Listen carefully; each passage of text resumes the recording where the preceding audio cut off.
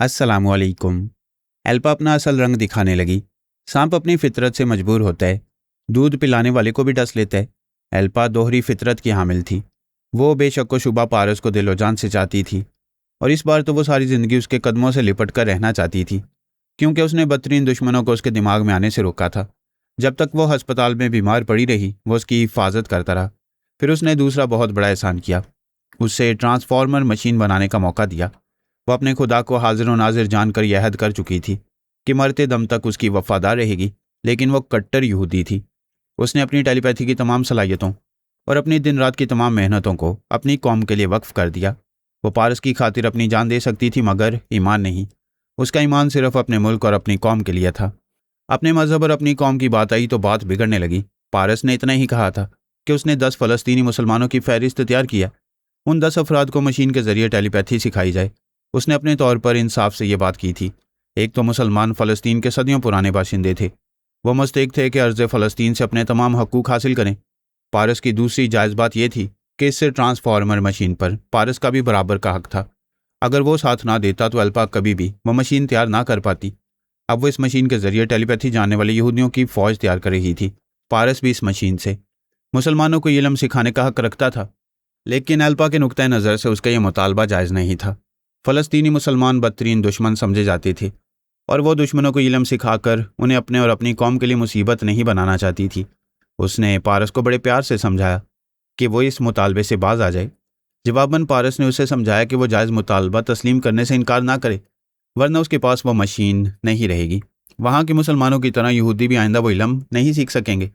पारस के इस चैलेंज ने एल्पा को परेशान कर दिया। वो जानती थी कि उसका महबूब और उसका मोहसिन कितना ज़िद्दी है। वो उसकी चालबाजियों को समझ नहीं पाएगी और देखते ही देखते मशीन से महरूम हो जाएगी। वो मशीन फ़ौजी कुव्वत और मुल्की इस्तेहकाम के लिए बहुत ज़रूरी थी। जब से वो मशीन तैयार हुई थी, तब से तमाम बड़े ममालिक पर पहले से ज़्यादा इसराइल का रोब दबदबा तारी हो गया था। वो इतनी बड़ी कुव्वत से महरूम नहीं होना चाहती थी, और ना ही फ़लस्तीनी मुसलमानों को टेलीपैथी सिखाकर अपने बराबर ताकतवर बनाना चाहती थी। इस मशीन को पारस से छुपा कर रखना ज़रूरी हो गया था, और इसे छुपा कर रखने से पहले यह ज़रूरी था कि वो खुद पारस की नज़रों से ओझल हो जाती। उसने खुद पर तनवीमी अमल कराकर अपने दिमाग को लॉक करा लिया। उसके काबिल एतमाद फ़ौजी अफसर ने मशीन के एक हिस्सा अलग करके उन्हें पैक किया, और फिर इस पूरी मशीन को एक खुफिया अड्डे में पहुंचा दिया। 3 घंटे बाद तनवीमी नींद से बेदार हुई। आंखें खोल कर देखा, उसका मातियत फ़ौजी अफसर कमरे में बैठा हुआ था। उसके बेदार होते उठकर खड़ा हो गया। फिर फ़ौजी अंदाज में सलूट करते हुए बोला, मैडम, आपके तमाम अहकामात की तामील हो चुकी है। मैंने मशीन को एक खुफिया अड्डे में पहुँचा दिया है। आप मेरे दिमाग में आकर उस अड्डे के बारे में मालूम कर सकती हैं। उसने पूछा, वो तनवीमी अमल करने वाला कहाँ है? मैं उसे रुखसत कर चुका हूँ। आप जब चाहेंगे उसे यहाँ तलब कर लिया जाएगा। क्या तुम उसके तनवीमी अमल से मुतमईन हो? यस मैडम, मैं पूरी तरह मुतमईन हूँ। हमारे उस हिप्नोटिज्म के माहिर ने कोई फ्रॉड नहीं किया है। तुम थोड़ी देर खामोश रहो, मैं अपने तौर पर मालूम कर लूँगी, तब मुझे इत्मीनान होगा। वो आंखें बंद करके सामने खड़े हुए अफसर के दिमाग में पहुँच गई। तनवीमी अमल करने वाले का एक एक लफ्ज़ उसके दिमाग में महफूज याददाश्त से पड़ने लगी। इस तरह उसे इत्मीनान हुआ कि अमल ने उसके मजाज के खिलाफ उसके दिमाग में कोई गैर ज़रूरी बात नक्श नहीं की थी। वो बिस्तर से उठकर बैठ गई। अलमारी खोलकर एक बैग में ज़रूरी सामान रखते हुए बोली, मैं यहाँ से जा रही हूँ, तुमसे दिमागी राब्ता रखूँगी। जब मुझे दुश्मनों की तरफ से इत्मीनान हो जाएगा तो हम इस खुफिया अड्डे में ट्रांसफार्मर मशीन को दोबारा असेंबल करके अपने काम के काबिल बनाएंगे। वो अफसर उसका बैग उठाकर बाहर आया और कार की पिछली सीट पर रख दिया। वह स्टीयरिंग सीट पर आ गई, फिर कार स्टार्ट करके वहाँ से रवाना हो गई। ऐसे वक्त तकदीर ने उसका साथ दिया। इस दौरान में पारस उसके अंदर नहीं रहा था। उसने मुसलमानों को टेलीपैथी सिखाने के सिलसिले में उससे जवाब तलब किया था, और बाद में जवाब सुनने के लिए आने वाला था। उसे यकीन था कि वो कहीं नहीं जाएगी, और ना ही इतनी बड़ी मशीन कहीं छुपा कर रख सकेगी। लेकिन उसने पारस की चंद घंटों की गफलत से फ़ायदा उठा लिया। वो अब तक यरूशलेम के एक फार्म हाउस में थी। वहाँ से तिलबैब वापस आ गई। वो शहर उसके लिए लकी था। वहाँ रहकर वो कामयाबियाँ हासिल करती रही थी। वो अपने एक प्राइवेट बंगले में आ गई। वहाँ पहुँचकर उसने अपने चेहरे पर तब्दीलियाँ की। फिर उसे ख्याल आया कि वो इस बंगले में आकर बहुत बड़ी गलती कर रही है। पारस ने उसके अंदर रहकर उसके तमाम अहम राज मालूम किए। उसकी तमाम खुफिया रिहाइशगाहों के बारे में भी मालूम किया होगा। उसे तो अब अपनी तमाम ज़मीन जायदाद से दूर रहना चाहिए। किसी और जगह इत्मीनान से बैठकर इस बात पर गौर करना चाहिए कि वो उसके बारे में क्या कुछ मालूम कर चुका होगा। उसने मशीन के जरिए टेलीपैथी जानने वालों की अपनी एक ज़ाती फ़ौज बनाई थी। अभी वो फ़ौज मुख्तसर थी। सिर्फ 20 ऐसे मामूल थे जो उसके लिए किसी वक्त भी अपनी जान दे सकते थे। उसने उनमें से एक मामूल से रब्ता किया और कहा, तुम अपने बीवी बच्चों के साथ रहते हो। मैं आर्जी तौर पर तुम्हारे पास रहने आ रही हूँ, तुम्हें यह जाहिर करना है कि मैं तुम्हारी यरूशलेम वाली बहन हूँ। मैडम, ये मेरी खुशकिस्मती है कि आप मेरे घर में मेरे साथ रहेंगी। मैं अभी अपने बीवी बच्चों को गहरी नींद सुलाकर हैप्नोटाइज करूँगा। उनके दिमागों में ये नक्श कर दूंगा कि आप मेरी बहन हैं, आपसे खून का रिश्ता, और मेरे बीवी बच्चे आपको बरसों से इस रिश्ते के हवाले से जानते और पहचानती हैं। एल्पा ने कहा, तुम बहुत ज़हीन हो, मेरे समझाने से पहले ही समझ लेती हो कि किन हालात में तुम्हें क्या करना चाहिए। मैं तुम्हें बहुत पसंद करती हूँ। शुक्रिया मैडम, मैं हमेशा आपका एतमाद बहाल रखूँगा। एल्पा ने राब्ता ख़त्म किया। वो अपना चेहरा तब्दील कर चुकी थी। इस बंगले में रहना खतरे से खाली नहीं था। वो अपना ज़रूरी सामान लेकर वहाँ से निकल गई। कोई और दुश्मन होता तो उसे इस कदर परेशानी ना होती। पारस की पहुंच से दूर रहने के लिए वो इतनी जद्दोजहद कर रही थी। अचानक उसने पराई सोच की लहरों को महसूस किया। महसूस करते ही फौरन सांस रोक ली। वो कार ड्राइव कर रही थी। उसे सड़क के किनारे रोककर इंतज़ार करने लगी। थोड़ी देर बाद फिर पराई सोच की लहरें महसूस हुईं। उसने कहा, अगर तुम पारस हो तो फार्म हाउस की मुलाजमा के दिमाग में आओ। ये कहते ही उसने सांस रोक लिया। पराई सोच की लहरें दिमाग से निकल गईं। फिर वो ख्याल ख्वानी की परवास करके उस मुलाजमा के दिमाग में आ गई।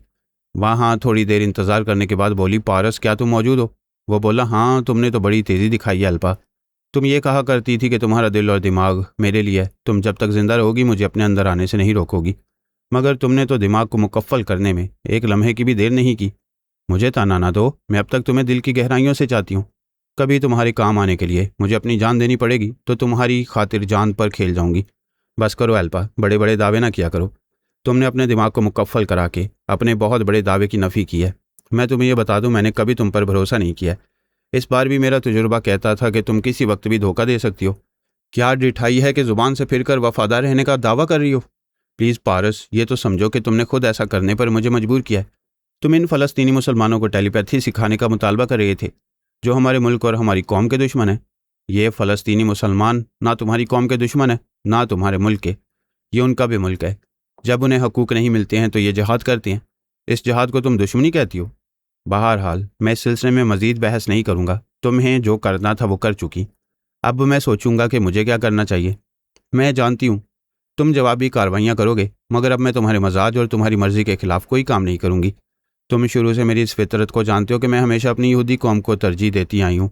इसके बाद मैंने हर मामले में तुम्हें तरजीह दी है। किसी दिन मौका मिले तो मुझे हैप्नोटाइज़ करा के अपना गुलाम बना लेना और कहना कि यहूदी कौम को टेलीपैथी सिखाने की खातिर मुझे गुलाम बनाया है। वरना गुलाम बनाने के बावजूद मुझे तरजीह दे रही हो और मुझ पर कुर्बान हो रही हो। तुम ख्वामखा मुझे ताने दे रहे हो। मैं जाते जाते ये बता दूं कि ट्रांसफार्मर मशीन का नक्शा मुख्तलिफ ममालिक में पहुंचाना हमारा फ़र्ज़ है। हम ऐसा क्यों कर रहे हैं ये बाद में बड़े ममालिक को मालूम हो जाएगा। अभी तो ये समझ लो कि इसी सिलसिले में तुम्हें वो मशीन बनाने का मौका दिया गया है। ये गलत फहमी दिमाग से निकाल दो कि मैंने तुम्हारे इश्क में गिरफ्तार होकर यह मेहरबानी की है। ना मैं तुमसे मोहब्बत करता था, ना मैं तुम्हारे साथ ज़िंदगी गुजारना चाहता था, ना अब गुजारने आया था। जो पारस अभी तुम्हारी ज़िंदगी में आया था वो अपने कद से 6 इंच कम था। ऐसे 5.5 फुट के जितने पारस दरकार हो मुझे बताना, मैं आइंदा भी सप्लाई करता रहूँगा। ओके सो फार। उसने राब्ता ख़त्म कर दिया। वो सोच में पड़ गई कि अभी वो क्या कह गया है। यानी वो 5.5 फुट का पारस जिसके साथ उसने एक दिन और एक रात गुजारी वो असली नहीं था। वो ऐसे और कई बोने पारस उसे सप्लाई कर सकते हैं। वो इस बात पर गुस्से से तिलमिला गई कि वो खुद नहीं था। उसने अपनी डमी भेजकर पारस नाम का खिलौना देकर उसे बहलाया था, उसे बेवकूफ़ बनाया था जैसे वो कोई बाजारी औरत थी जिसके पास उसने पारस नाम का गाहक भेजा था। वो गुस्से से सीधे उसके दिमाग में पहुंची। फिर बोली, मैं हूं अल्पा। तुमने अभी मुझसे क्या कहा था? क्या पिछली रात तुम मेरे फार्म हाउस के कॉटेज में नहीं थे? क्या वो तुम्हारी डमी थी? सच सच बताओ, वो तुम थे या नहीं? क्या मैं बेवकूफ़ हूँ कि तुम्हारी जैसी औरत के साथ रात गुजारूंगा? अपने हालात पर गौर करो। जब भी तुम मुझे धोखा देने वाली होती हो तो ऐसे वक्त तो खुद ही धोखा खाती हो। मैं पूछती हूँ, तुमने उस बौने बदमाश को मेरे पास क्यों भेजा था? मैंने तो सिर्फ भेजा था, तुम तो उसके कलेजे से लग गई थी। तुमने किस अकल से तस्लीम किया था कि मेरा कद 6 इंच कम हो सकता है? क्या दुनिया में आज तक कभी ऐसा हुआ है?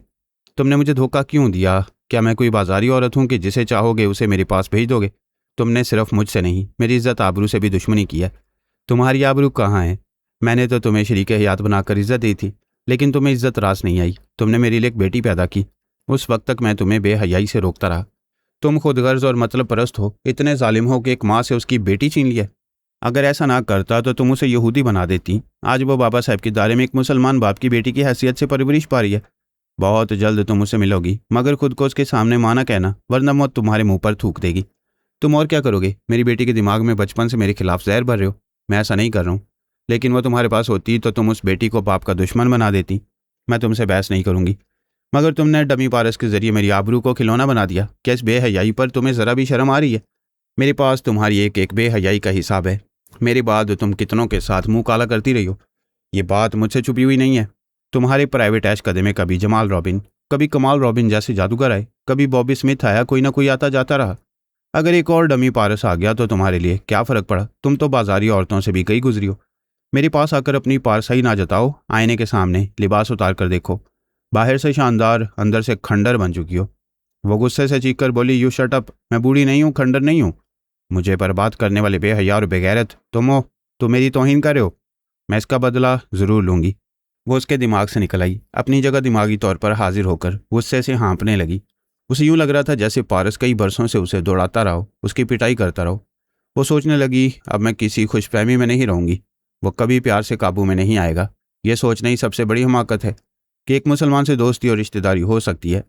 वो मौजूदा हालात के मुताबिक सोच रही थी।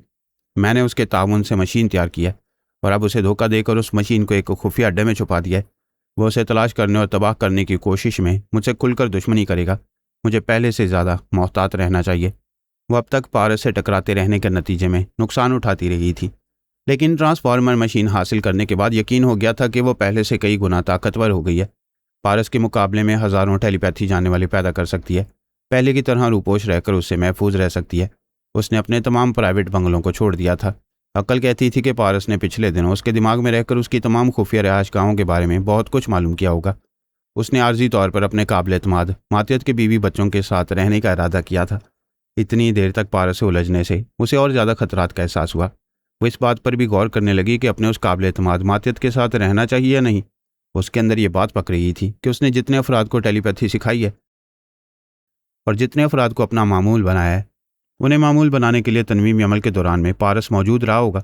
उसे अपनी मौजूदगी को छुपाकर ये मालूम करता रहा होगा कि वो किस आवाज़ और मखसूस लहजे के ज़रिए अपने मामूलों के अंदर पहुँचती है। गोया उसके जितने मामूल थे वो पारस से महफूज नहीं थे। वो जब चाहता होगा उनके अंदर आता जाता होगा। उसका काबिल एतमाद मातियत भी पारस को अपने अंदर महसूस नहीं करता होगा। ये कितनी बड़ी नाकामी थी कि ट्रांसफार्मर मशीन के ज़रिए बहुत कुछ हासिल करने के बाद भी उसे कुछ हासिल नहीं हो रहा था। वो झुंझलाने लगी, पारस को गालियाँ देने लगी। ये बात अच्छी तरह समझ में आ गई कि उसने अपनी मशीन से अब तक जितने यहूदी टेलीपैथी जानने वाले पैदा किए हैं वो सब महफूज नहीं है। पता नहीं पारस उनमें से कितनों के दिमागों में पहुंचता रहता होगा। इसका मतलब ये था कि जितने भी आर्मी के जवान और अफसरान टेलीपैथी सीख चुके हैं उन सबको हैप्नोटाइज करके उनके ब्रेन वॉश किए जाएं, या तो उनके दिमागों को लॉक किया जाए या ब्रेन वॉश करने के बाद दोबारा बड़ी राजदारी से मशीन के ज़रिए टेलीपैथी सिखाई जाए और तरमीमी अमल के ज़रिए सिर्फ अपना ताबे बनाया जाए।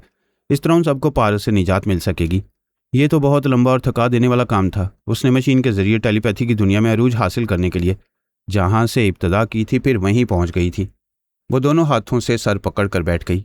बायरन टोड और उसके तमाम टेलीपैथी जानने वाले साथी पूरी तरह मुतमईन हो गए थे कि बायरन टोड की बीमारी हालात का नतीजा है। उसे मुझ जैसे दुश्मन ने बीमार नहीं बनाया। वो एक दिन और एक रात तक उसके दिमाग में बारी बारी जाते आते रहे थे। वैसे वो 24 घंटे उसके अंदर नहीं रह सकते थे। मैंने मौका पाकर उस पर आधे घंटे में मुख्तसर सा तनवीमी अमल किया। ऐसे वक्त उसका कोई साथी उसके पास नहीं था। अगर कोई आता तो मेरे तनवीमी अमल का तोड़ ज़रूर करता। सोनिया ने कहा, मैं भी बायरन के अंदर जाती आती रही हूँ। तुम्हारा तनवीमी अमल कामयाब रहा है, आइंदा इसका नतीजा सामने आएगा। हमने तनवीमी अमल से पहले बायरन टोड के जोर ख्यालात पढ़कर उसके तमाम साथियों के पते और फ़ोन नंबर्स मालूम किए। अपने मातियतों को हदायत की थी कि उनमें से हर एक को खूब सोच समझ कर ट्रैप करें। एक को ट्रैप करते वक्त दूसरे को पता ना चले, वरना दूसरा होशियार हो जाएगा और गिरफ्त में आने से पहले रूपोश हो जाएगा। हार्वे के बारे में मालूम हुआ था कि वो और बायरन टोड आपस में दोस्त भी हैं और रिश्तेदार भी। उन्होंने एक दूसरे की बहन को अपनी शरीक हयात बनाया है और अक्सर एक दूसरे के घर आते जाते रहते हैं। हमारा एक मातियत हार्वे के पते पर पहुंचकर उसकी बीवी और उसके बच्चे को देख चुका था। उनसे पता चला कि हार्वे मौजूद नहीं है, मुल्क से बाहर गया हुआ है। मैंने ये रिपोर्ट सुनकर मातियत को मशवरा दिया, हार्वे का इंतज़ार न करो, पता नहीं वो कब तक वापस आएगा। उसकी बीवी को हैप्नोटाइज करो। वो हमारी मामूल बनकर रहेगी तो उसके ज़रिए किसी दिन भी हार्वे को ट्रैप कर सकोगे। वो यही करने लगा। हमारा दूसरा मातियत बेकर ब्राइट को फांसने वाला था। बेकर ब्राइट मुंबई में था। बायरन टोड और हार्वे ने उसे वहाँ के अंडरवर्ल्ड का गॉड फादर बनाया था। हिंदुस्तान के तमाम सूबों के गॉड फादर्स को हुक्म दिया गया था कि वो सब बेकर ब्राइट को इंडिया में head of the godfathers तस्लीम करें। उनमें से चंद गॉड फादर्स बेकर ब्राइट की बर्तरी तस्लीम नहीं करना चाहते थे। इसकी एक वजह यह भी थी कि बेकर ने अपनी महबूबा एमिली को महाराष्ट्र के सूबे में अंडरवर्ल्ड की मलका बनाया था। एमिली ने बचपन ही से जुराइम की दुनिया में परवरिश पाई और वहाँ के तमाम हथकंडों से अच्छी तरह वाकिफ थी, इसलिए वो अंडरवर्ल्ड की मलका की हैसियत से बेहतरीन कारकर्दगी का मुजाहरा कर रही थी। उसकी मुजरिमाना सलाहियतों के बायस बेकर वहाँ के मामलात से मुतमईन था। उसे किसी मामले में बहुत ज़्यादा उलझना नहीं पड़ता था। कोई उलझन होती तो ख्याल ख्वानी के जरिए दूर कर देता, एमिली के लिए रास्ते हमवार कर देता। लेकिन चंद गॉड फादर्स एक औरत की बर्तरी तस्लीम नहीं कर रहे थे। हमारा मातियत एमिली के जरिए ही बेकर ब्राइड तक पहुँच सकता था। एमिली उन दिनों आंध्रा प्रदेश में थी। वहाँ का गॉड फादर कृष्णा मूर्ति बागी हो गया था।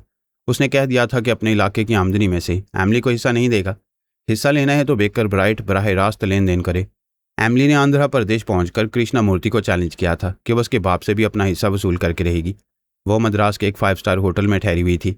कृष्णा मूर्ति ने अपने एक दस्ते रास्त को हुक्म दिया कि वो इस औरत को यहाँ से जिंदा ना जाने दे। बेकर ब्राइट को उसकी लाश का तोहफा भेजा जाएगा तो आइंदा वो किसी औरत को उन पर मुसल्लत नहीं करेगा। इंडिया के तमाम इलाकों के गॉड फादर से ये बात छुपाई गई थी कि बेकर ब्राइट टेलीपैथी जानता है। यूं भी तजुर्बेकार टेलीपैथी जाने वाले कभी खुलकर अपनी ख्याल ख्वानी का मुजाहरा नहीं करते। बेकर ने ख्याल ख्वानी के जरिए एमिली से कहा, वहाँ होशियार रहो, तुम्हारी कत्ल का मंसूबा बनाया गया। वैसे तो मैं उससे निमट लूँगा, लेकिन कभी किसी अहम मसरूफियत के बायस तुम्हारी तरफ तवज्जो नहीं दे सकूँगा, इसलिए बेहतर है कि जल्द से जल्द वापस आ जाओ। एमिली ने कहा, तुम कृष्णा मूर्ति को मेरे जरिए सजा दो, मैं उसे जलील करना चाहती हूँ। वो मेरे हाथों शिकस्त खाकर किसी को मुँह दिखाने के काबिल नहीं रहेगा, मेरी गुलामी पर मजबूर हो जाएगा। कृष्णा मूर्ति के दस्ते रास्त ने यह तय किया था कि उसी होटल में एमिली को कत्ल करेगा। वो उसकी ताक में था।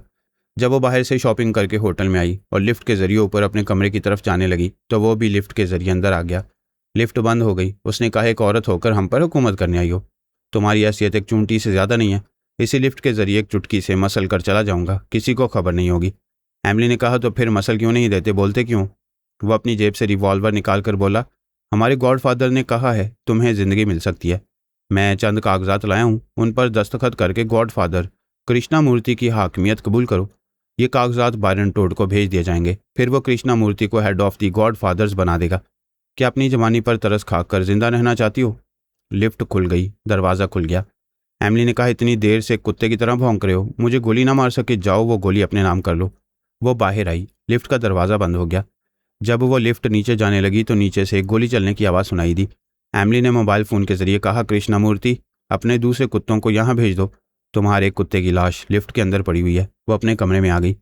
बेकर ने ख्याल ख्वानी के जरिए कहा, वो तुम्हें कत्ल करने आया था, मैंने लिफ्ट के अंदर उसका काम तमाम कर दिया। अब कृष्णा मूर्ति पर तुम्हारी दहशत तारी हो जाएगी।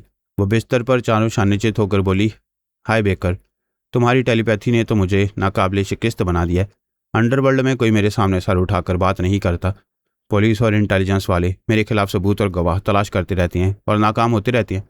आज मैं कृष्णा मूर्ति को और जलील करूंगी, उसे अपने सामने झुकने और गुलाम बनकर रहने पर मजबूर करूंगी। फिर कल की फ़्लाइट से तुम्हारे पास आ जाऊंगी। फ़ोन की घंटी बजने लगी। वो उठकर टेलीफोन के पास आई और रिसीवर उठाकर बोली, हेलो, मैं मिसिज एमिली बेकर हूँ, मैं कृष्णा मूर्ति हूँ। तुम मेरे एक आदमी को मारकर बहुत खुश हो, अभी तुम्हें मेरी ताकत का अंदाज़ा नहीं। चलो होटल से निकलो और मेरे पास चली आओ, ये मेरा हुक्म है। दूसरी तरफ से फ़ोन बंद हो गया। बेकर ने हंसते हुए कहा, ये कृष्णा मूर्ति बड़ी खुशफहमी में मुब्तला है, बड़ी यकीन के साथ तुम्हें हुक्म दे रहा है, तुम्हें अपने बाप की मुलाजमा समझता है। वह रिसीवर रखकर अपना हैंडबैग उठाकर कमरे से बाहर जाने लगी। बेकर ने पूछा, क्या हुआ, कहाँ जा रही हो? तुम तो कमरे में आराम करने आई थी। उसने कोई जवाब नहीं दिया। कमरे से बाहर आकर लिफ्ट की तरफ जाने लगी। बेकर ने हैरानी से पूछा, तुम खामोश क्यों हो, जवाब क्यों नहीं देती? आखिर कहाँ जा रही हो? वो सहरज़दा आवाज़ में बोली, क्या तुमने सुना नहीं था, मुझे कृष्णा मूर्ति ने बुलाया है। बेकर ने फ़ौरन उसके ख्यालात पढ़े। पता चला वो गायब दिमाग हो गई है और कुछ सोचे समझे बगैर होटल के बाहर जा रही है। वो अपने आप में नहीं है, उसके अंदर सिर्फ एक ही बात है कि उसे कृष्णा मूर्ति के पास जाना है और वो जा रही है। उसने अपनी दानिस्त में एमिली के दिमाग पर कब्जा जमाया, फिर हुक्म दिया, रुक जाओ। वो चलते चलते रुक गई। उसने कहा, कमरे में वापस जाओ। उसे वापस जाने के लिए पलटना चाहिए था, लेकिन वो सीधी लिफ्ट की तरफ जाने लगी। वो हैरानी से बोला, तुमने सुना नहीं, मैं तुम्हें कमरे में वापस जाने के लिए कह रहा हूँ। उसने लिफ्ट के पास आकर बटन दबाया। वह हैरान हो रहा था, वो उसकी बात नहीं मान रही थी। लिफ्ट का दरवाज़ा खुल गया। वो अंदर चली गई। दरवाज़ा बंद हो गया। लिफ्ट ग्राउंड फ्लोर की तरफ जाने लगी। बेकर अपनी टेलीपैथी की सलाहियतें आजमाने लगा। उसके दिमाग को अपनी गिरफ्त में लेने की कोशिश करने लगा, लेकिन वो गिरफ्त में नहीं आ रही थी। ग्राउंड फ्लोर पर पहुंचने के बाद होटल के बाहर जा रही थी। टेलीपैथी का इल्म तजुर्बात चाहता है। तजुर्बात के बगैर इस इल्म में पुख्तगी नहीं आती। जो बरसों बरस से ख्याल ख्वानी करते रहे हैं और अजीबोगरीब तजुर्बात हासिल करते रहते हैं, वो नित नए हथकंडे सीख जाते हैं। इस दुनिया में मुझसे ज़्यादा ख्याल ख्वानी किसी ने नहीं की होगी।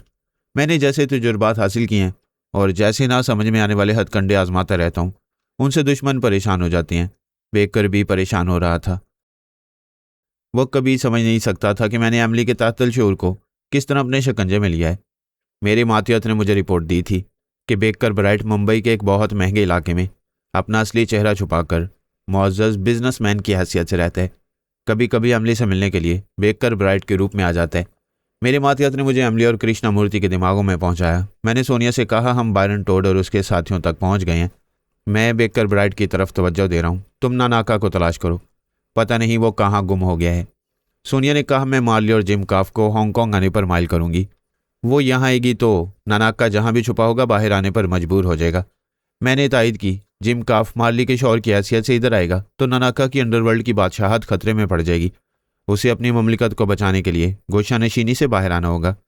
वो रूपोशी में जिम काफ का मुकाबला नहीं कर सकेगा। सोनिया नानाका की तरफ तवज्जो देने लगी। मैं बेकर ब्राइट को ट्रैप करने चलाया। मुंबई में उसका मुकम्मल ठिकाना मालूम हो चुका था। मेरा मातियत उसकी निगरानी कर रहा था। वो नज़रों से ओझल नहीं हो सकता था। मेरा मातियत कोई मुनासिब मौका देखकर बेकर को दिमागी कमजोरी में मुब्तला करने वाला था। उस वक्त तक मैं एमिली के पास आकर बेकर को उलझा रहा था।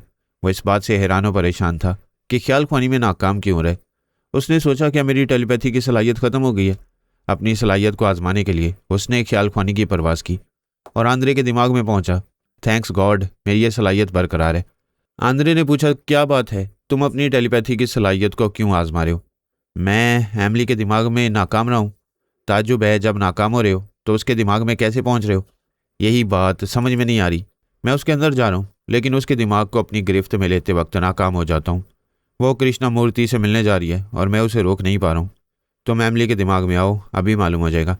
आंद्रे उसके साथ एमिली के अंदर पहुंचा। उस वक्त तक वो कृष्णा मूर्ति के एक खुफिया अड्डे में पहुंच चुकी थी। कृष्णा मूर्ति कह के लगाते हुए कह रहा था, देखो मेरी ताकत को समझो, मेरे एक हुक्म पर तुम यहाँ चली आई हो। उस वक्त मैंने एमिली के दिमाग को ढील दी थी।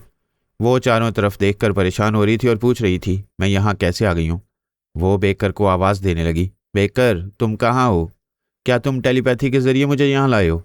कृष्णा मूर्ति ने हंसते हुए पूछा, क्या तुम्हारा बेकर ब्राइट टेलीपैथी जानता है? अगर जानता है तो उसे बुलाओ। मेरे गुरुदेव बहुत बड़े जादूगर हैं, उनका जादू तुम्हें मेरे पास ले आया है। कृष्णा मूर्ति को खुशफहमी थी कि वह एमिली पर जादू करा रहे और कामयाब हो रहे। बेकर ब्राइट ने कृष्णा मूर्ति के अंदर पहुंचकर कहा, गधे के बच्चे, कौन है तेरा गुरुदेव? अगर उसने एमिली के दिमाग पर कब्जा जमाया था तो उससे बोल के मुझसे बातें करे। कृष्णा मूर्ति ने परेशान होकर पूछा, तुम कौन हो? मेरे दिमाग में कैसे बोल रहे हो? मैं बेकर ब्राइट हूँ। एमिली तुमसे भी कह चुकी है कि मैं टेलीपैथी जानता हूँ। कहाँ है तेरा गुरुदेव? मैं तेरे साथ उसे भी खाक में मिला दूंगा। कृष्णा मूर्ति ने मोबाइल फ़ोन पर गुरुदेव के नंबर पंच किया और बोला, हेलो गुरुदेव, मैं बोल रहा हूँ, आपका दास हूँ। दूसरी तरफ से गुरुदेव ने कहा, हाँ बोलो, हम सुन रहे हैं। हमारी क्या ज़रूरत है? बहुत ज़रूरत है गुरुदेव। आपकी मेहरबानी से मेरी दुश्मन एमिली मेरे पास आ गई है। अरे कैसे आ गई है? हम तो अभी जादू मंतर नहीं किया हूँ, फिर वो कैसे आ गई है? आप तो महागुरु हैं, जादू करने से पहले ही डर के चली आई है। गुरुदेव ने खुश होकर हंसते हुए कहा, इस संसार के एक कोने से दूसरे कोने तक हमारी धौंस है। अब बोलो और क्या चाहते हो? गुरुदेव, एमिली के साथ एक टेलीपैथी जानने वाला भी आ गया है। वो मेरे अंदर बोल रहा है, उसे अभी यहाँ से भगा दो। हमरे लिए ये बड़ी बात नहीं है। एक काला बकरा और 10,000 रुपये भेज दो, हम बकरे की बलि चढ़ावेंगे। वो ससरा टेलीपैथी जानने वाला भाग जाएगा। मैंने कृष्णा मूर्ति के दिमाग पर अचानक ही कब्जा जमाया। उसने सांस रोका। बेकर ब्राइट उसके दिमाग से निकल गया। वो चंद सेकंड के बाद दूसरी बार आया, फिर तीसरी बार आया। मैं कृष्णा मूर्ति का सांस रोकता रहा, फिर वो सांस लेकर कह के लगाता रहा। बेकर ने एमिली के अंदर आकर उसके जरिए कहा, तुम्हारे गुरुदेव का जादू मुझे तुम्हारे अंदर से भगा रहा है। ठीक है, मैं जा रहा हूँ और एमिली को यहाँ से ले जा रहा हूँ। अगर तुम इसे रोकोगे या इसे नुकसान पहुँचाओगे तो मैं तुम्हें जिंदा नहीं छोड़ूंगा। एमिली वहाँ से जाने लगी। कृष्णा मूर्ति ने कहा, अरे जाओ जाओ, मुझे तुम्हारी बीवी की ज़रूरत नहीं है। मैंने साबित कर दिया कि तुम्हारी टेलीपैथी के मुकाबले में कमज़ोर नहीं हूँ। तुम ईंट मारोगे तो मैं पत्थर मारूंगा। वो चली गई। कृष्णा मूर्ति ने एक मातियत से कहा, तुम अभी जाओ, एक काला बकरा और 10,000 रुपये ले जाकर गुरुदेव के चरणों में रखो। जय हो गुरुदेव की। क्या चमत्कार दिखाया है, टेलीपैथी जानने वाले को भगा दिया। एमिली होटल के कमरे में वापस आ गई। बेकर ने कहा, मेरा दोस्त आंद्रे भी तुम्हारे दिमाग में मौजूद है। मैं ये सोचकर परेशान हो गया था कि कोई अजनबी टेलीपैथी जानने वाला मेरे मुकाबले पर आ गया और तुम्हारे दिमाग पर कब्जा जमाकर मेरी सलाहियतों को चैलेंज कर रहा है। आंद्रे ने कहा, कोई टेलीपैथी जानने वाला एमिली के दिमाग पर कब्जा जमाता तो हम अपनी सलाहियतों से उसे भगा देते। लेकिन ये कमबख्त काला जादू जानने वाले बड़े खतरनाक होते हैं। मेरा मशवरा है कि एमिली को यहाँ नहीं रहना चाहिए। वो बोली, मेरी वापसी का टिकट है, मैं आज रात की फ़्लाइट से वापस आ जाऊंगी, लेकिन मैं ये सोचकर अपनी तौहीन महसूस कर रही हूँ कि हम एक गॉड फादर से शिकस्त खा रहे हैं। वंडर वर्ल्ड में हमसे बरतर हो जाएगा। बेकर ने कहा, ऐसी कोई बात नहीं है। जब तुम मुंबई आ जाओगी तो शायद उसका गुरुदेव तुम्हें कोई नुकसान नहीं पहुंचा सकेगा। फिर मैं उस गुरु और उसके चेले दोनों से निमट लूंगा। आंद्रे ने कहा, मैं जा रहा हूँ। जब भी गॉड फादर कृष्णमूर्ति से निमटना हो तो मुझे बुला लेना। हम दोनों मिलकर उन दोनों को काले जादू समेत खाक में मिला देंगे। आंद्रे चला गया। रात के 8 बजे एमिली ने जहाज़ में सवार होते वक्त फ़ोन के जरिए कहा, बेकर मैं आ रही हूँ। 10 बजे तक अपने मुंबई के बंगले में पहुंच जाऊंगी। तुम एयरपोर्ट आओगे या बंगले में मिलोगे? बेकर ने कहा, मैं एक जगह रूपोश हूँ। टेलीपैथी जानने वाले दुश्मनों से खतरा महसूस कर रहा हूँ। मुझे अफसोस है, अभी कुछ रोज़ तक तुमसे नहीं मिल सकूंगा। मेरे मातियत ने मुझे बताया था कि बेकर अपने ज़ाती बंगले में एक हसीन दोशीज़ा को लेकर आया है। वह एमिली से झूठ बोल रहा था।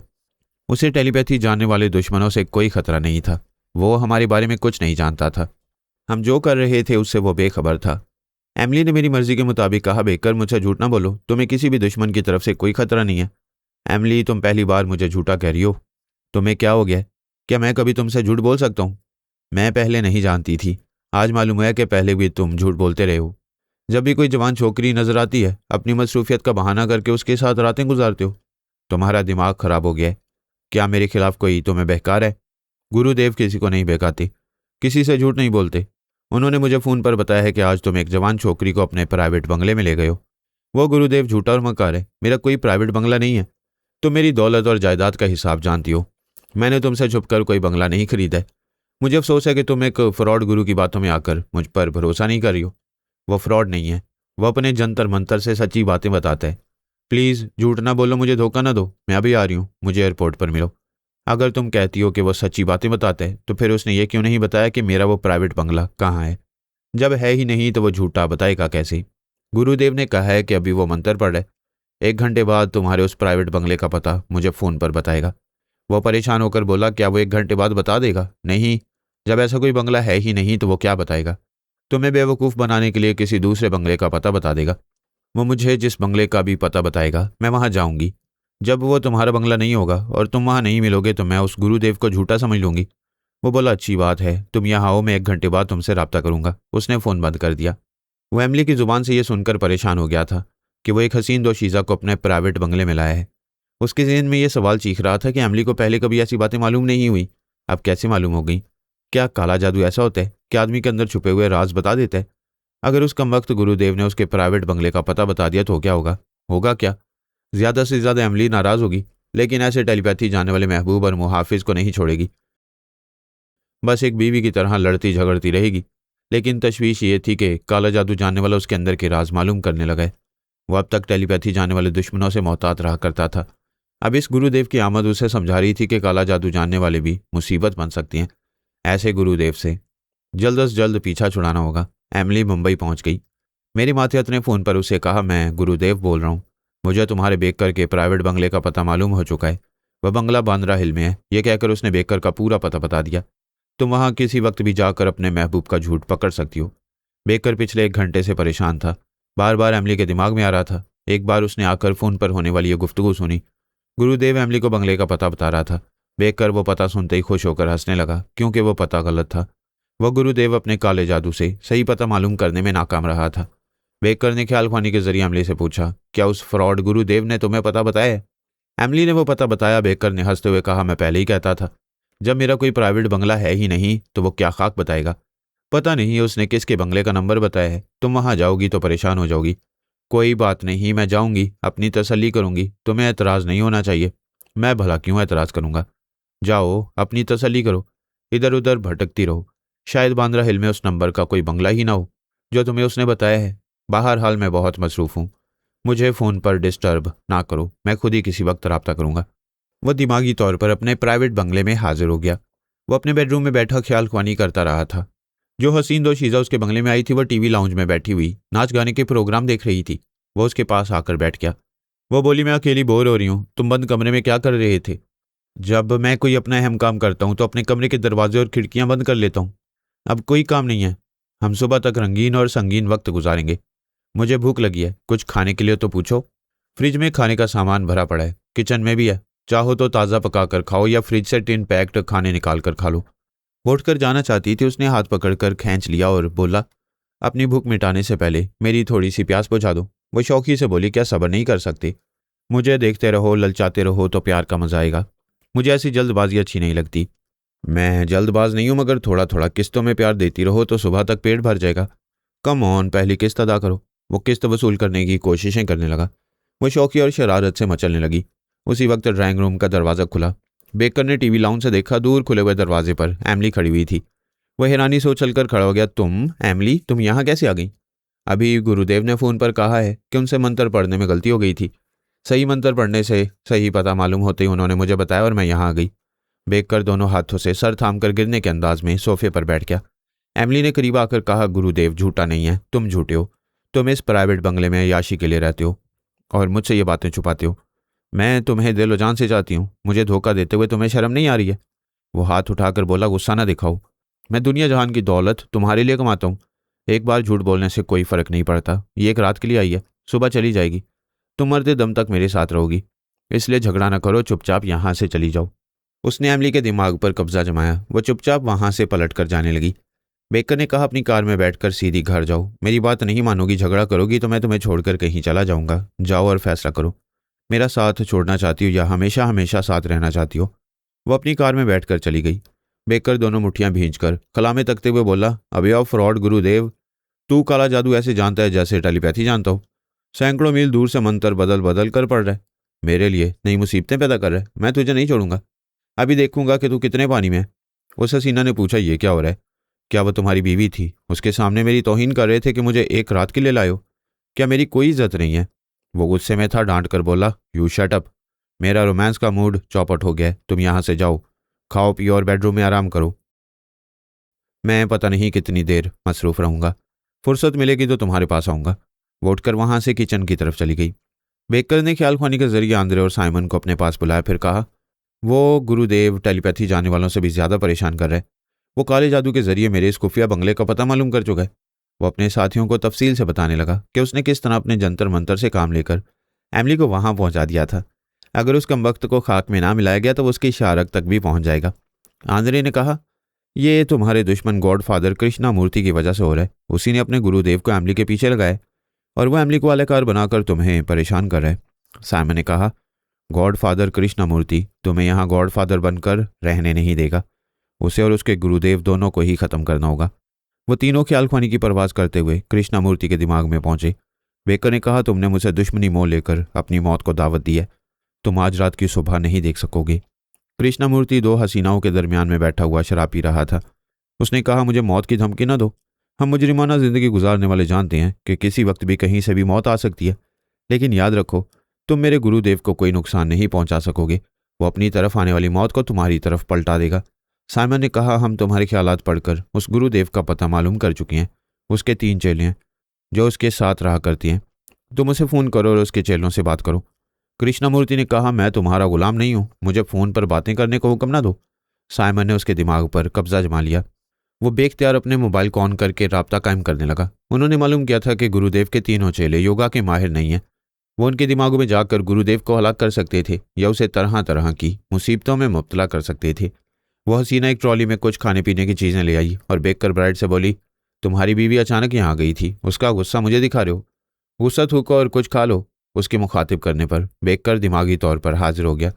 उसे भूख लग रही थी, लेकिन गुरुदेव जैसे ज़बरदस्त दुश्मन से जल्द अज जल्द निमटना था। उसने कहा, मुझे डिस्टर्ब ना करो, काम करने दो। तुम खामोश बैठे सोच रहे हो, काम तो नहीं कर रहे हो। सोचते सोचते खा तो सकते हो। आंद्रे ने कहा, बेकर कुछ खा लो, हम उससे निमट रहे हैं, तुम खाते पीते भी ख्याल नहीं कर सकते हो। बेकर ने एक प्लेट उठाकर हसीना से कहा, मैं एक बहुत अहम मसले पर गौर कर रहा हूँ, खाते वक्त मुझसे बातें ना करो। वो खाने लगा। उधर कृष्णमूर्ति ने फ़ोन के जरिए गुरुदेव से कहा, आप महाशक्तिमान हैं, आपने टेलीपैथी जानने वाले गॉड फादर को दहशत ज़दा कर दिया है। अब वो मेरे दिमाग में आकर मुझे परेशान कर रहा है। उसने मुझे अभी फ़ोन करने पर मजबूर किया है, कहता है मैं आपके चेलों से बात करूं।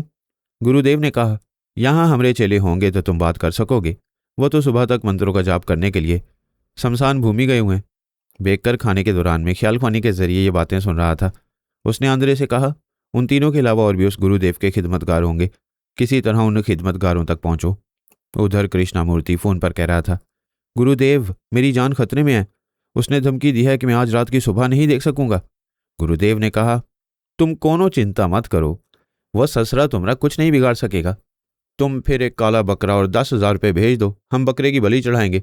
तुम्हारी मौत बकरे को आएगी, तुम बच जाओगे, तुम हमरे बकरे हो, हम तुमका मरने ना ही देंगे। कृष्णामूर्ति ने फ़ोन बंद करके अपने मातहत को बुलाकर कहा, अभी एक काला बकरा और 10,000 रुपये लेकर गुरुदेव के पास जाओ। उस गॉडफादर की अभी ऐसी की तैसी हो जाएगी। देखकर अचानक घबराहट सी महसूस करने लगा। फ़ोन की घंटी बज रही थी। उसने रिसीवर उठाकर पूछा, हेलो कौन है? मेरी मातहत ने उसे फ़ोन किया था। मैंने उसकी ज़ुबान से कहा, हम तुम्हारे बाप हैं, हमका पहचानो, हम गुरुदेव हैं, तुम हमरे कृष्णामूर्ति को जान से मारने की धमकी देते हो, हम तुम्हारे अंदर से जान खींच लेंगे। बेकर ने ख्याल खानी के जरिए कहा, अंद्रे साइमन मेरे पास आओ, मुझे घबराहट सी हो रही है और ये कम वक्त गुरुदेव मुझसे फ़ोन पर बोल रहा है। वो दोनों बेकर के अंदर आ गए। मैं कह रहा था, तुम हमरे कृष्णामूर्ति को का मारोगे? अभी तुम देखो तुम्हारे अंदर का हो रहा है। हम मंत्र पढ़ते पढ़ते तुमका कमज़ोर बना देंगे, तुम सदा बीमार रहोगे। आंद्रे और साइमन अपने दोस्त के अंदर रहकर उसकी घबराहट और कमज़ोरी का महसूस कर रहे थे। साइमन ने परेशान होकर कहा, इससे शैतान का काला जादू हमारी टेलीपैथी से ज़्यादा तेज़ रफ्तार है, इसे मंत्र पढ़ने से रोकना होगा। आंद्रे ने कहा, तुम बेकर को संभालो, मैं इससे निमटने जा रहा हूँ। मैंने उस हसीना के जरिए बेकर को ऐसा भी कमज़ोरी की दवा खिलाई थी। वह दवा असर कर रही थी। मैं बड़ी हेराफेरी के बाद उसे कमज़ोरी में मुब्तला कर रहा था। अब वो और उसके साथ ये सोच भी नहीं सकते थे कि मैंने बायरन टोड के जरिए बेकर तक रसाई हासिल की है और उसे ऐसा भी कमज़ोरी की दवा खिलाकर जिस्मानी और जहनी तौर पर कमज़ोर बना रहा हूँ। वह सब पूरे यकीन के साथ गुरुदेव को अपना दुश्मन समझ रहे थे, उसकी बढ़ती हुई कमज़ोरी को काले जादू का नतीजा समझ रहे थे। आंद्रे किसी तरह गुरुदेव तक पहुंचने की कोशिशें कर रहा था। मैं भी यही कोशिश करने लगा। अगर वो किसी तरह उस गुरुदेव के दिमाग में पहुंच जाता तो ये भेद खुल जाता कि उसने अपने काले जादू से ना एमली को खुफिया बंगले में पहुंचाया और ना ही बेकर को जिस्मानी और दिमागी कमजोरियों में मुब्तला किया। आंद्रे कृष्णामूर्ति को मजबूर करके वहां से 10 किलोमीटर दूर गुरुदेव के पास ले गया। उस वक्त मैं भी कृष्णामूर्ति के अंदर मौजूद था। अब बेकर ब्राइड के पास रहना ज़रूरी नहीं था। वो कई घंटों के लिए कमज़ोर और बीमार हो चुका था। मैं उससे बाद में भी निमट सकता था। गुरुदेव अपनी कुटिया में रात का खाना खा रहा था। अचानक दरवाज़ा खुला तो उसने चौंक कर देखा। उसके सामने कृष्णामूर्ति खड़ा हुआ था। वो बोला, तुमने आने की खबर नहीं दी, अचानक कैसे आए हो? कौन मुसीबत में हो? वो परेशान होकर बोला, आप भी मुसीबत में हैं। वो टेलीपैथी जानने वाला मेरे अंदर है, मुझे पकड़ कर यहाँ लाए। वो लुकमा चबाते हुए बोला, कौन चिंता मत करो, एक काला बकरा और 10,000 रुपये लेकर आओ, हम उस ससरे को अभी यहाँ से भगा देंगे। आंद्रे ने कृष्णामूर्ति के दिमाग पर कब्जा जमाया, फिर उसकी जेब से पिस्तौल निकालकर गुरुदेव का निशाना लेते हुए कहा, अब किसी काले बकरे की नहीं तुम्हारी बलि चढ़ेगी। मैं तुम्हें जख्मी करके तुम्हारे अंदर घुसकर अपने दोस्त को तुम्हारे काले जादू से निजात दिलाऊंगा। उसने ये कहते ही एक फायर किया। वो उसके बाएं बाजू में गोली मारकर सिर्फ जख्मी करना चाहता था। ऐसे वक्त मैंने ज़रा निशाना बहका दिया, गोली उसके दिल में पैबस्त हो गई। आंद्रे ने परेशान होकर कहा, मेरा निशाना बहक गया, ये कमबख्त मर जाएगा। वो फर्श पर गिरकर तड़प रहा था। आंद्रे ने फौरन उसके अंदर पहुंचकर पूछा, जल्दी बताओ, तुमने बेकर पर जो अमल किया उसका तोड़ कैसे होगा, उसकी बीमारी कैसे दूर होगी? मैंने गुरुदेव के दिमाग पर कब्जा जमा लिया था। वह तकलीफ से तड़पते हुए दम तोड़ रहा था। आंद्रे ने फिर पूछा, जल्दी बताओ, तुम्हारे काले जादू का तोड़ क्या है? वो अटक अटक कर बोला, अरे हम जिंदगी से टूट रहा हूँ, हमरे काले जादू का तोड़ खुद ब खुद हो जाएगा, हमारे लिए काला बकरा बकरा। बोलते बोलते उसकी गर्दन ढलक गई। वो अपने पिछले तमाम काले बकरों के पास चला गया। उसके मुर्दा दिमाग से हम दोनों ख्याल ख्वानी करने वाले निकल आए। अब वो कभी ये नहीं जान सकते थे कि बेकर ब्राइड को टेलीपैथी के जरिए बीमार बनाया गया है। मैंने अपने मातहत से कहा, बेकर ब्राइड के दिमाग में रहो, जब उसके साथी चले जाएं, उसके अंदर कोई ना रहे तो उसे हिप्नोटाइज करके इस तरह अपना मामूल बना लो कि उनमें से किसी को उसके मामूल बनाए जाने का शुभ ना हो सके। मैं उसे हदायत देकर अपनी जगह दिमागी तौर पर हाजिर हो गया। इसके बाद आंद्रे और साइमन को शिकार करना था। हांगकांग में रात के 2 बज रहे थे। दूसरे दिन शिकार खेला जा सकता था। मैं अपने दिमाग को हदायत देकर सो गया। कोरोना फ्रैंकफर्ट में थी। उसने एक छोटा सा बंगला किराए पर हासिल किया था। उसने एक मुलाजिम और 2 मुलाजमाओं को अपनी खिदमत के लिए रखा था। वो इसराइल में बचपन से सरकारी सरपरस्ती में रही थी, फिर आर्मी ट्रेनिंग सेंटर में तालीम और तरबियत हासिल करती रही। हमेशा उन्हें काबरीन की पाबंदियों में रहती आई थी। उसे आज़ाद पंछी की तरह खुली फिजाओं में परवास करने का शौक था। टेलीपैथी सीखने के बाद आज़ादी की ख्वाहिश और बढ़ गई। ऐसे वक्त एल्पा ने उसे अपना मामूल बनाकर तनवीमी अमल की मजबूत जंजीरों में जकड़ लिया। वो इन जंजीरों को तोड़ना चाहती थी। ये काम आसान नहीं था, मगर अचानक आसान हो गया। एक सुबह उसे पता चला कि वह अल्पा के शिकंजे से निकल गई है। किसी ने उसके अंदर कहा था, तुम फौरन ये मुल्क छोड़कर कहीं चली जाओ। उस वक्त उसके अंदर यह तजस्सुस पैदा नहीं हुआ था कि वो बोलने वाला अजनबी कौन है और अचानक ही उसने अल्पा से किस तरह निजात हासिल की है। उस वक्त उसके अंदर एक ही बात समाई हुई थी कि उसे अल्पा से दूर जाना है। उसने एक ही दिन में नए चेहरे और नए हुलिये के मुताबिक पासपोर्ट हासिल किया और उस मुल्क से दूर निकल आई। सफ़र के दौरान में पारस उसके साथ मौजूद रहा और पारस के तनवीमी अमल के मुताबिक वो उसे भूल गई थी। उसे याद नहीं रहा था कि पिछली रात पारस उसके बेडरूम में आया था और उसकी ज़िंदगी का एक नया बाब शुरू करके चुपचाप चला गया था। फ्रैंकफर्ट जाते वक्त पारस एक नीम पागल अजनबी की हैसियत से उसके साथ सफ़र कर रहा था। इसी तैयारी में जोसेफ विस्की भी था। फ्रैंकफर्ट पहुंचने तक इस तैयारी में जो कुछ होता रहा उसका जिक्र पहले किया जा चुका है। कोरोना ने पारस के ताउन से जोसेफ विस्की को अपना मामूल बना लिया था। आइंदा उसके जरिए तेजपाल और उसके टेलीपैथी जानने वाले साथियों के बारे में बहुत कुछ मालूम कर सकती थी। पारस आर्जी तौर पर उससे जुदा हो गया था। जोसेफ विस्की अपने उस मामूल जवान को साथ लेकर वहां से एक दूसरी फ्लाइट के जरिए ताशकंद चला गया था, जिसे अल्पा ने टेलीपैथी सिखाई थी। तेजपाल और उसके साथियों ने जोसेफ विस्की से पूछा, तुमने कोरोना को ट्रैप क्यों नहीं किया जबकि वह जहाज़ में तुम्हारी हमसफ़र थी? उसने जवाब दिया, वो बहुत चालाक है। मैंने उसे फांसने के लिए कई हरबे आजमाए लेकिन वो मेरी गिरफ्त में ना आई। फ्रैंकफर्ट पहुंचकर कहीं गुम हो गई। तेजपाल ने कहा, कोई बात नहीं, तुमने अल्पा के 2 टेलीपैथी जानने वालों को मामूल बनाकर बहुत बड़ा काम किया है। हम सब मशीन की तैयारी के सिलसिले में बहुत मसरूफ़ हैं। इसी हफ्ते ये मशीन तैयार हो जाएगी। ये मसरूफियात ना होती तो हम कोरोना को हाथ से ना जाने देते। बड़ी रॉबर्ट ने कहा, हमें ऐसी ही चालाक और तेज़ो तरार लड़की की ज़रूरत है। वैसे सुना है कि वह ज़बरदस्त फाइटर भी है। तेजपाल ने कहा, उसके चालाक और मक्कार होने का ये बहुत बड़ा सबूत है कि उसने खुद को अल्पा के शिकंजे से निजात दिलाई है। इस लड़की से कभी सामना होगा तो हम उससे दोस्ती करेंगे। कोरोना जैसी लड़कियों को जबरन अपना महकूम बनाकर नहीं रखा जा सकता। कोरोना अपने बंगले के बेडरूम में आराम से बैठी जोसेफ विस्की की महकूमी से फ़ायदा उठाते हुए उसके दिमाग में रहकर उसके तमाम साथियों की गुफ्तगू सुन रही थी। उनका एक टेलीपैथी जानने वाला माइक मूरो कह रहा था, हम 4 टेलीपैथी जानने वाले हैं। यह ज़रूरी नहीं है कि चारों मशीन के सिलसिले में मसरूफ़ रहें। हम में से कोई एक फ्रैंकफर्ट में कोरोना को तलाश कर सकते हैं। तेजपाल ने कहा, बेशक, हमें अपनी टीम को भी मजबूत से मजबूत तर बनाना है।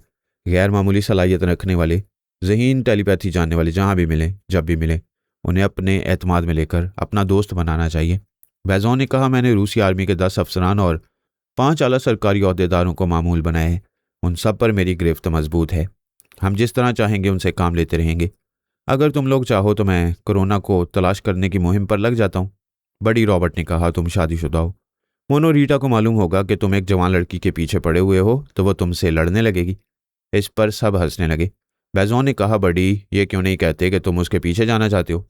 मैं तो एक नेक मकसद के लिए उसे तलाश करना चाहता था। तुम अपना घर बसाना चाहते हो तो उसके पीछे जाओ। हो सकता है कि वो पहले तुम्हें शौहर बनाए और फिर बाप बना दे। जोसेफ विस्की ने कहा, मैंने सफ़र के दौरान में उसे देखा है और बड़ी रॉबर्ट के सामने उसके हुस्न जमाल की तारीफ़ें की हैं। ये तभी से उसकी तरफ फिसल रहा है। इस पर सब के सब हंसने लगे। कोरोना उनकी बातें सुनकर मुस्कुरा रही थी। तेजपाल ने कहा, तुम सब बड़ी का मजाक ना उड़ाओ। ये खूब रूजवान है, किसी से कम नहीं है। हो सकता है कोरोना इसकी तरफ माइल हो जाए। हम तो चाहते हैं कि वो हमें मोहब्बत से मिले। इस तरह बड़ी रॉबर्ट का घर भी आबाद होगा, कोरोना की मोहब्बत और उसका एतमाद भी हासिल होगा और हमारे मकासद भी पूरे होते रहेंगे। कोरोना ये बातें सुन रही थी, तस्लीम कर रही थी कि तेजपाल ज़हीन और अच्छे मजाज का आमिल है। वो मोहब्बत और दोस्ती के हवाले से सोचता है। कोरोना का ऐसा कोई इरादा नहीं था कि वो उनमें से किसी के साथ मोहब्बत करेगी और अपना घर बसाएगी। वो रूमानी जज्बात को कभी अहमियत नहीं देती थी। उसका एक ही ख्वाब था, वो टेलीपैथी के जरिए अल्पा की तरह किसी मुल्क पर हुकूमत करना चाहती थी। तेजपाल और उसके तमाम साथियों ने फैसला किया कि बड़ी रॉबर्ट फ्रैंकफर्ट जाकर कोरोना को तलाश करेगा। वो सब इस बात से बेखबर थे कि कोरोना को उनके इस मंसूबे का इल्म हो चुका है। वो सोच भी नहीं सकते थे कि जोसेफ विस्की कोरोना का मामूल बनकर उसे उनकी खुफिया मीटिंग में पहुंचा रहा होगा। तेजपाल ने कहा, बड़ी, फ्रैंकफर्ट में लाखों जवान लड़कियां होंगी, उनमें हज़ारों कोरोना की तरह हसीनों पुरकशिश होंगी। तुम उसे कैसे तलाश करोगे, कैसे पहचानोगे? बड़ी ने कहा, इस सिलसिले में चंद नुकात हैं। एक तो ये कि वह बिल्कुल तन्हा है। माइक मूरो ने कहा, कोई ज़रूरी नहीं है कि वह अब भी तन्हा हो, उससे अल्पा तलाश करी होगी। फिर जोसेफ विस्की ने उसे ट्रैप करने की कोशिशें की थी। इतना तो वह समझ ही चुकी होगी कि उसके एक नहीं कई दुश्मन हैं। उनसे महफूज रहने उन्हें धोखा देने के लिए वो किसी शख्स को अपना मामूल बनाकर उसकी बीवी, बहन या बेटी बनकर रह सकती है। इस तरह तुम तन्हा लड़कियों के पीछे भागते रहोगे मगर कोरोना कभी नहीं मिलेगी। बड़ी रॉबर्ट ने कहा, पहले मेरी बात पूरी सुन लो। मैं ऐसी जवान औरतों के भी दिमागों में जाऊंगा जो किसी फैमिली के साथ रहती होंगी। मैं इस शहर के तमाम होटलों में ऐसी जवान लड़कियों और जवान औरतों को चेक करूंगा। तेजपाल ने कहा, हो सकता है वो किसी बूढ़ी औरत के मेकअप में हो। बडी रॉबर्ट ने कहा, एक जवान लड़की ख्वाह कितनी ही बूढ़ी होने का मेकअप कर ले, सर से पांव तक कहीं ना कहीं उसकी जवानी झलक ही जाती है। मुझे जिस पर भी शुबा होगा मैं कम अज़ कम 24 घंटे उस बुढ़िया की निगरानी करूंगा। कभी ना कभी नादानिस्तगी में उससे भूल हो सकती है। उसकी चाल, उसकी आवाज़ और लहजे में कोई फ़र्क पैदा हो सकता है। फिर आखिरी बात यह कि जिस बुढ़िया पर भी शक होगा मैं ख्याल ख्वानी के जरिए उसके दिमाग में पहुंच जाऊंगा। अगर वो सांस रोकेगी तो मेरे शुबे की तस्दीक हो जाएगी। हमारी दुनिया में बहुत कम बूढ़ी औरतें योगा की माहिर हैं। तेजपाल ने कहा, दुरुस्त कहते हो, तुम्हें फ्रैंकफर्ट जाना चाहिए। तुम्हारा जज्बा इश्क कहता है कि तुम उसके पास पहुंच कर ही दम लोगे। बेजोन ने कहा, या दम छोड़ दोगे। इस बात पर सभी कहके लगाने लगे। उनकी ये मीटिंग तेजपाल के दिमाग में हो रही थी। इस तरह करोना को तेजपाल के दिमाग में रहने का मौका मिला था, लेकिन वो उसके चोर ख्यालात पढ़ने में नाकाम रही थी। पता चला कि उन चारों टेलीपैथी जाने वाले दोस्तों ने उसके चोर ख्यालात के खाने को लॉक कर दिया था। इसलिए करोना ये मालूम ना कर सकी कि तेजपाल किस मुल्क और किस शहर में है। उनकी मीटिंग बर्खास्त हो रही थी। ऐसे वक्त करोना के मुलाजिम ने आकर कहा, मैडम, कोई साहब आपसे मिलने आए हैं। करोना अब तक ख्यालखानी के जरिए तेजपाल और उसके साथियों के दरमियान थी। मुलाजिम के मुखातिब करने पर अपनी रिहाइशगाह में दिमागी तौर पर हाजिर हो गई। उसने मुलाजिम के दिमाग में झांक कर मालूम किया, बाहर 2 अफराद खड़े हुए थे। उनमें से एक वो एजेंट था जिससे करोना ने वो मकान रहाइश के लिए हासिल किया था। उसने मुलाजिम से कहा, उन्हें ड्राइंग रूम में बिठाओ। मुलाजिम वहां से चला गया। करोना ने एजेंट के ख्यालात पढ़े। पता चला उसके साथ आने वाला इस बंगले का मालिक है। वो मुल्क से बाहर गया हुआ था, अब यहाँ रहने आया है। वो बेडरूम से निकलकर ड्राइंग रूम में आई। वहाँ एजेंट के साथ दूसरे फर्द की सूरत देखते ही चौंक गई। वो वही पागल पारस था जो उसके साथ इसराइल से फ्रैंकफर्ट तक आया था। वह हैरानी से बोली, तुम? पारस भी हैरानी से उछल कर खड़ा हो गया।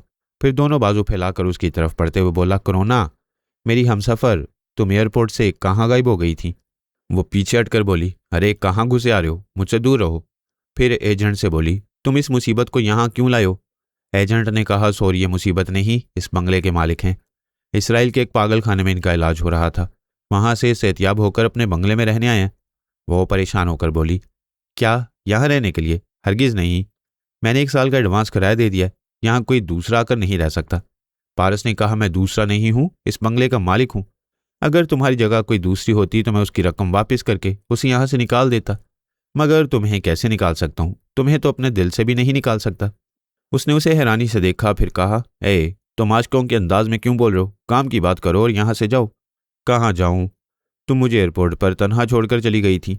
मैं कल से तुम्हें तलाश कर रहा हूँ। मेरी नींद उड़ गई है, मेरी भूख मर गई है। तुम्हारे ना रहने से हर चीज़ मर रही थी, अब मैं जिंदा हो रहा हूँ। तुमने मुझे पहले नहीं बताया कि इस शहर में तुम्हारा कोई बंगला भी है। मैं खुद भूल गया था। कल से तुम्हें और इस बंगले को तलाश कर रहा था। इत्तेफाक से ये एजेंट मुझे मिल गया। ये एजेंट नहीं है, रहमत का फरिश्ता है। इसने तुम्हें यहाँ जगह देकर शादी से पहले मेरा घर बसा दिया। घर बसा दिया? क्या बक रहे हो? मैं किराएदार हूँ, तुम्हारा घर बसाने नहीं आई हूँ। नाराज़ क्यों होती हो? ये हमारा आपस का मामला है, हम आपस में निमट लेंगे। इस रहमत के फरिश्ते एजेंट को यहाँ से जाने दो। तुम भी यहाँ से जाओ। 1 बरस के बाद आओगे तो ये बंगला खाली करूंगी। 1 बरस में तो बच्चे भी हो जाएंगे। तुम इतनी दूर तक क्यों सोचती हो?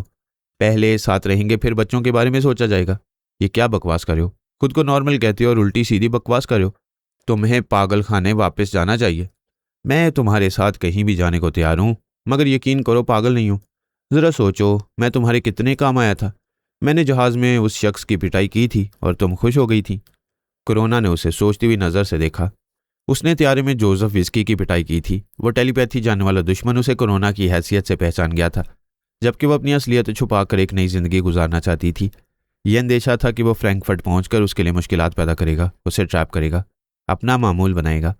वह सफ़र के दौरान में परेशान हो गई थी। किसी तरह जोसेफ विस्की से पीछा छुड़ाना चाहती थी। ऐसे वक्त पारस ने उसकी पिटाई करके कोरोना की मुश्किल आसान कर दी थी। जोसेफ विस्की के दिमाग में पहुंचने का रास्ता खोल दिया था। इस नीम पागल हमसफ़र की बदौलत वो जोसेफ विस्की को अपना मामूल बना चुकी थी। वो पारस को देखते हुए ये सब कुछ सोच रही थी। दूसरे लफ्ज़ों में पारस उसे सोचने पर मजबूर कर रहा था। उसकी सोच में कह रहा था, ये जवान आइंदा भी मेरे काम आ सकते हैं, बल्कि मैं इस पागल को और पागल बनाकर इससे काम ले सकती हूँ। मुझे तन्हा नहीं रहना चाहिए। इसके साथ रहूंगी तो दुश्मन मुझ पर शुबा नहीं करेंगे। उसे अल्बा की तरफ से भी खतरा था। वो खतरनाक औरत उसे तलाश करी होगी। फिर उसने जोसेफ विस्की और उसके साथियों की गुफ्तगू सुनी थी। बडी रॉबर्ट उसकी तलाश में आ रहा था। उन तमाम दुश्मनों को धोखा देने और उनसे छुपकर रहने के लिए वो पारस को अपना आलाकार बनाकर अपने साथ रख सकती थी। उसने एजेंट से कहा, तुम जाओ, मैं इस बंगले के मालिक से खुद निमट लूंगी। वो एजेंट चला गया। पारस ने कहा, उसे भेज दिया, ये अच्छा किया। अब हम यहाँ तन्हा रहेंगे और दिन रात मोहब्बत करते रहेंगे। वो इस बार मुस्कुरा कर बोली, हाँ, मगर दूर ही दूर से मोहब्बत करेंगे। तुम सबसे कहोगे कि मैं तुम्हारी बीवी हूँ, मैं भी कहूँगी कि तुम मेरे शौहर हो। तो फिर चलो, हम कोर्ट मैरिज करेंगे। नेक काम में देर नहीं करनी चाहिए। ज़्यादा फैलने की कोशिश न करो। क्या मैं पागल हूँ जो तुमसे शादी करूँगी? हम सिर्फ दुनिया वालों को दिखाने के लिए मियाँ बीवी बनकर रहेंगे। वो इनकार में सर हिलाकर बोला, नहीं, मैं शादी के बगैर तुम्हारे बेड पर नहीं आऊँगा। तुम बार बार बुलाओगी, मैं एक बार भी नहीं आऊँगा। उसने चिढ़कर कहा, तुमने ये कैसे सोच लिया कि मैं तुम्हें अपने साथ सोने के लिए बुलाऊंगी? अभी तुमने मेरी बीवी बनने की बात की है। बीवी तो सोने के लिए होती है, बैठने के लिए नहीं होती। मैं ख्वामखा तुम्हारे जैसे पागल से उलझ रही हूँ। मुझे जो करना है वो इस तरह करूँगी कि आइंदा मेरे इशारों पर नाचते रहोगे। मेरे साथ बेडरूम में चलो। वो उधर जाने लगी। पारस उसके पीछे चलते हुए बोला, मुझसे बेजार भी होती हो, मुझे बेडरूम में भी ले जाती हो, मगर मैं कह चुका हूँ पहले हमारी कोर्ट मैरिज होगी। वो दोनों बेडरूम में आ गए। उसने हुक्म दिया, जाओ बेड पर लेट जाओ। ये कहते वक्त कोरोना ने अपनी दानिस्त में उसके दिमाग पर कब्जा जमाया। वो बिस्तर पर जाकर लेट गया। फिर बोला, मैं समझ रहा हूँ तुम क्या करने वाली हो। उसने घूर कर पूछा, तुम क्या खाक समझोगे? अच्छा बताओ, क्या करने वाली हूँ? तुम कोई मंत्र पढ़ोगी, कोई जादू करोगी, फिर मुझे सैरज़दा करने के बाद मेरी इज्जत लूट लोगी। वो गुस्से से बोली, यू शट अप, चुपचाप आंखें बंद करो, मुंह से कोई आवाज़ ना निकालो। पारस ने आंखें बंद कर लीं। कोरोना उसके दिमाग में पहुंचकर उसे एपनाटाइज करने लगी।